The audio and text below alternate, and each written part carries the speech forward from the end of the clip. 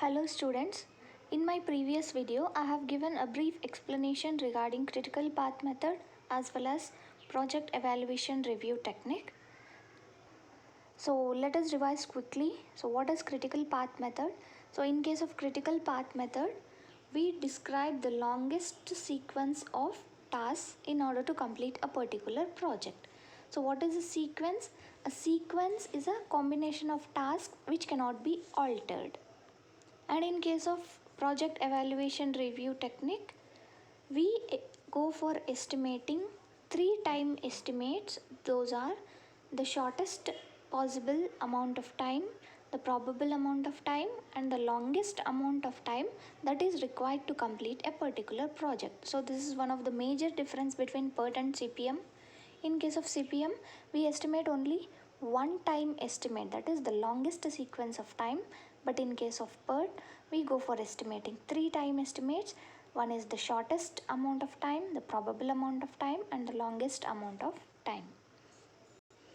Now let us try to understand what is a network diagram. So coming to the network, so network consists of several destinations or jobs which are linked with one another in completion of a particular project. For example, let us take construction of a house. So always while constructing a house, we go for first laying the foundation rather than building the walls. So it has particular sequence. Any project we take, it has particular sequence. We cannot alter the activities. So activities should be well planned and they should be in a sequence. We cannot alter them. Such kind of jobs or activities is called as a network.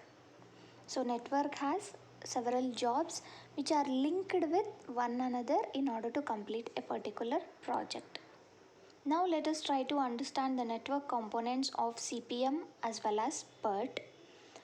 So these components are helpful in drawing a network representation of both PERT and CPM. So the first component is activity. So first component is activity. So what is an activity? I can simply say activity means a work. So activity represents the consumption of resources.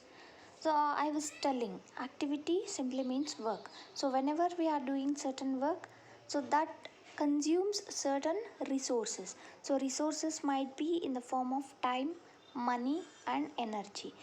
When we take the same example of constructing a house, while constructing the house, time is consumed, money is consumed, and also the energy of the labor is consumed. So, an activity that consumes the resources in order to complete a portion of the project is called as an activity. So, activity will be always represented by an arrow mark as given in the figure 12.1. So, activity is represented through an arrow. So in this diagram, A is called as activity. So for example, in an activity of house construction, flooring, when we take flooring, so flooring activity is represented by an arrow. So when flooring is completed, the whole project will not be completed. We can say the project is completed only when all the activities in the project are completed. Here in this case, flooring is just one activity, but it is not all the activities. It is a portion of a project. So always remember, activity means a work or an action that consumes resources in order to complete a particular portion of project. And next we have event. So what is an event? Event is also called as node.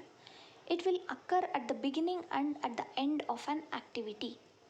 Yes, so what is an activity? It is represented by an arrow. So it consumes resources in order to complete a portion of a project. So here event will always occur at the beginning and at the end of an activity. So you can observe two circles here, one is tail event and one is head event. So these circles represent an event or a node. So from where the activity is starting, that is called tail event, and towards where the activity is heading, that is called head event. So In short, it is the beginning or at the end of an activity. Events are represented by circles in a project network diagram. So the events in a network are called nodes. Yes. So what is an event? So event will always occur at the beginning or at the end of an activity, and it is represented by nodes or circles. Next terminology is burst and merge events. Let us understand what is a merge event and a burst event. So one or more activities can start and end simultaneously at an event.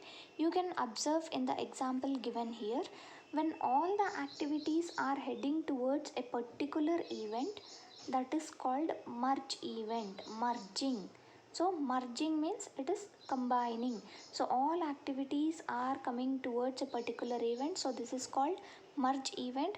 And when all the activities are heading from the event, that is called burst event. So this is very simple to understand. So when all the activities are coming towards a particular event or ending in a particular event, that is called merge activity. And when the different when the different activities are heading from a particular event, that is called as burst event. So the next terminology is predecessor event and successor event. So let us understand predecessor event. The event just before another event is called the predecessor event. And successor event, the event just following another event, is called the successor event. It is as simple as just before and after, preceding in the sense before and succeeding after. So activities performed before given events are known as preceding activities, and activities performed after a given event are known as succeeding activities. You can observe the figure 12.4, preceding and succeeding activities. So always activities are represented with an arrow mark. So you can find 4 arrow marks in this diagram: A, C, B and D. So among the 4 activities, which are preceding activities? A and B. And which are succeeding activities? C and D. So which are occurring before the event, that is called preceding, and which are occurring after the event, that those are called succeeding activities. So one more terminology called dummy activity. So what is an activity? It is a work which consumes resources in order to complete a particular portion of a project. And a dummy activity is an imaginary activity which does not consume any resource and time. So here the difference between activity and dummy activity is that activity consumes resources and time, whereas dummy activity does not consume any resource and time. So those are simply used to represent a connection between events in order to maintain a logic in the network. So whenever there is a necessity to introduce a dummy variable in order to represent a connection between events, so this kind of activity will be used, but realistically it does not consume any resource or time. So always dummy activity will be represented by a dotted line. So here the dotted line will come, so this is called dummy activity. So for activity is represented by an arrow, whereas dummy activity will be always represented by a dotted line.